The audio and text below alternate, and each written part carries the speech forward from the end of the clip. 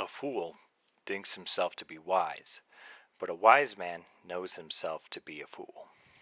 Welcome to the life of Styn, where our goal is to make your life yours again. Now, first off, I want to apologize for my camera quality. I've been messing with OBS all day and looking up settings and just trying to fix it. I mean, long story short, I think I just need to get a new camera. But until I could do that, you'll just have to bear with me here. But today I'm going to be talking about devilry in its finest form, as well as going over some harsh truths about reality. Let's get started. If you don't already know, I'm fascinated with ancient history and the things they were trying to teach us moving down the road. When you just stop blindly believing in the things your society, your culture, your family, and friends tell you, you start a journey of discovery for yourself, and you can find yourself diving into many things in life that were not talked about, that were not taught, or were even demonized, and you start to make your own truth for yourself. Not what was traumatized into you, not what was indoctrined or forced into you, and you start to see how all of the dots in life connect from the beginning of the universe to the end, why everything had to happen the way it did up to this point, and why everything is so deeply interconnected. And I want to make one thing clear. I'm not defending science's side, and I'm not defending religion's side. What we're trying to do here is we're trying to take all facets of life and trying to figure out what everything is all about so that we can get to the absolute truth, one might say. I'm an advocate for truth, and in all aspects of life there is truth, but bias decides what gets put under the microscope or not. So I want to clear up a bunch of things before going further into this topic. Science can agree through quantum entanglement that everything is connected. Everything is a virtual partition of the universe, and just like a holographic image, the tiniest speck contains the whole image. The only difference is the perspective that is not the whole image. Science knows about general relativity, and modern science has disproven materialism, and yet we still ascribe to it. Back then, religion was taken as truth and the only truth, and now, for most, it's science. Science is great. It creates beautiful technology and helps us understand reality. Just look at our development in medicine. 400 years ago, we were smearing shit on wounds. 200 years ago, we didn't know the importance of sterilizing. But here's the problem with science. Science is biased towards what science it does, because science doesn't care about truth. It's a business. You need funding, and who decides on what science gets done? Well, exactly. And if science discovers a facet of reality that doesn't fit its own paradigm, it won't even consider looking into it, like mysticism, magic, and whatnot. Trust me, I used to be a diehard science and facts, atheistic, and whatnot.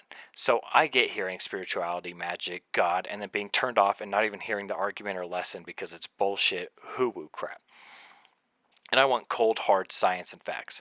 But science is biased towards what it studies. So actually investigate for yourself before dismissing. It's just a defense mechanism for the ego to perpetuate its paradigm. Now why? Because the ego identifies itself with what it thinks life is, and if that is questioned, changed, or destroyed, sometimes you feel like you are destroyed. So the ego feels like it will die, so it defends itself no matter how much truth is in it. Now, why me? Okay, why should you listen to these videos and use me as a tool for bettering your life? I'm not a therapist or a life coach. I'm not a doctor or a scientist. I'm not a yogi or any of that, okay? Or I'm not even a monk. But one thing I want to clear up is that credentials don't mean shit. I'll be doing a video on authority and credentials and how diluted the concept is, but for now, credentials and authority don't hold a candle to experience, to true devotion, study, and hard work. I've put thousands of hours of practice and theory into my life and my psyche, and I've learned such valuable aspects of reality, and I do that through exploring every window of life, studying and taking out the juicy nuggets of wisdom left behind. So I have investigated science, religion, history, and pulled from all sources to have a little bit more holistic view of the universe. And on top of that, I back it up with embodiment and from living it. I get being closed-minded, and the second spirituality is mentioned to click off the video. But now I get what the spiritual side is saying. Spirituality is just movement of awareness. It's nothing that's outside of you that you can't already directly experience. None of this true spirituality actually is. So I have an example for you. So if you've ever watched Grey's Anatomy, there was this kid who needed a new heart. and he really didn't want a new heart. He didn't feel like he deserved it. And his mom was talking about, Santa and God, because it was around Christmas time, and God and stuff like this. And the kid, he obviously didn't really believe in God or Santa or any of those things. And so while they were talking about this spirituality crap, he really wasn't receptive to it. And what happened is, Dr. Yang and Dr. Burke.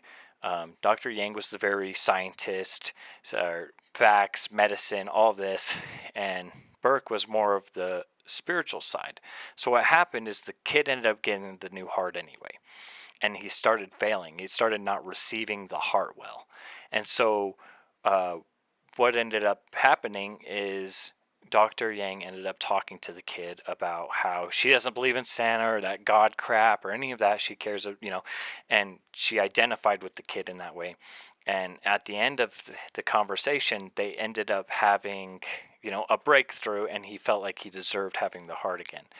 And simultaneously, that's when his body started receiving the heart more. And at the end of it, they were like, I wonder what got through to him. Okay, so it was like a science / spirituality connection that happened there, where, actually feeling like they deserved the heart had made them receive the heart. It was like the combination of the physical and the mental. Like if you don't have the will to survive, there's a lot of people who just won't survive, even things that are very survivable. So I'm diehard when it comes to being practical and grounded in reality. And so that's why I try to brush all the stigma away, because everything, ancient history, science, religion, is trying to show you what is right before your eyes. It's not conceptual or theory, it's now. And I'm not trying to make you believe anything outside of what is actually the case, what is cold, hard evidence for yourself. But just like you can't see the sun when the clouds are blocking it, we need to remove the clouds so you can see what's right in front of you. So, working with me, sorry, I got hair in my mouth. So working with me is easy. I don't need you to discover anything that isn't already the case. Now, why all this? Just get into the topic. Well, all this closely ties in with it. So first, from the Emerald Tablets of Thoth, Thoth says, don't take pride in your wisdom, for pride in wisdom is but ignorance. And I mean, that's just my synopsis of it. Obviously, you can go and read it and see everything he says on the topic, but everything about that is, hold on, I just lost my place, so I'm going to have to come back down here. Let's see here. Sorry, bear with me. I think one thing I like to do is I do all this one take, and even the missteps on the way while I'm recording or while I'm speaking, I like to leave all that in, because it's letting you guys know that, this is real. It may not seem the most professional, but I'm not trying to make myself out to be something I'm not. Somebody who's perfect, somebody who doesn't make mistakes, somebody who's, Anyways, so let's continue for that. So every time I revisit that chapter, I understand deeper what Thoth is saying. Okay, understanding is infinite, and you can see the same quote through an infinite amount of perspectives. So I like to revisit quotes that I like and see how the meaning they give off gets deeper and stronger, and the wiser I get. So the more developed I get in my psyche, let me clear up one thing. Ignorance is not bliss. It is just a false sense of knowing. But now when I say pride in your wisdom, what do I mean? What does Thoth mean? Well, simple. I know a lot of people who start to develop themselves, whether it be through science or spirituality, and once they start to rise in development, they start to think that just because they made it work for themselves or have made it, they think they can fix everyone around them just because they did it for themselves. I used to think, after going, doing deep studies in psychology and the mind, that I just understood for myself the psyche and the problems of the world, I could fix everyone if they just listened to me. See how ignorant that is? Ignorance is just ignoring it, and I was ignoring how it's not that simple. And on top of that, listen to me when I say this.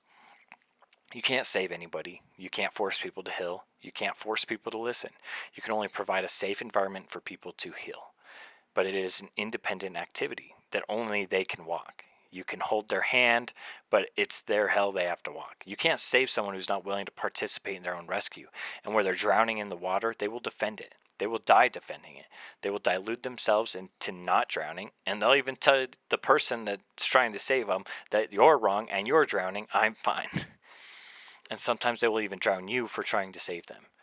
So why do I do Life of Styn if I can't save anyone? Because I can provide an environment for people to save themselves if they wish to be saved. The wisest masters even know that no one needs saving. But if you feel like you're drowning, I have information, I have tools, I have sources, I have the things that you might need to figure it out for yourself.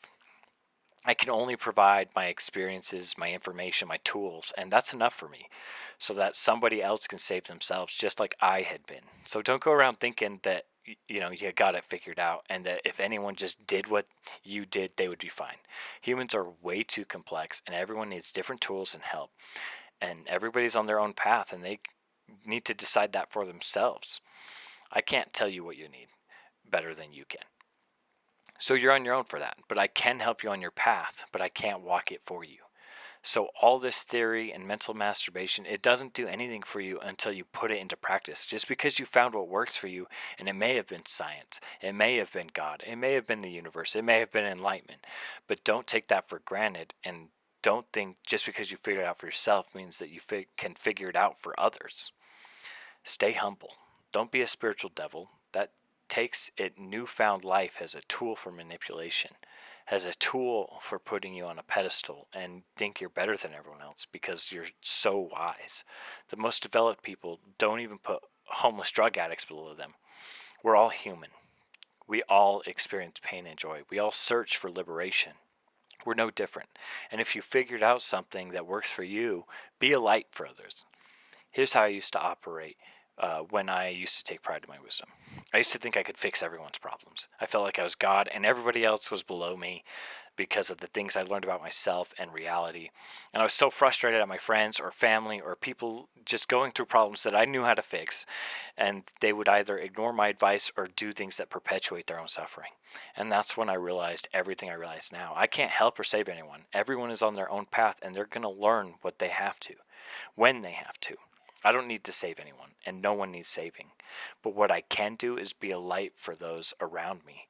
When people see how genuinely happy I am, when they see the life I created for myself, and when they see how calm my waters are even in a hurricane, they can be lifted up or inspired by that and want to do that for themselves.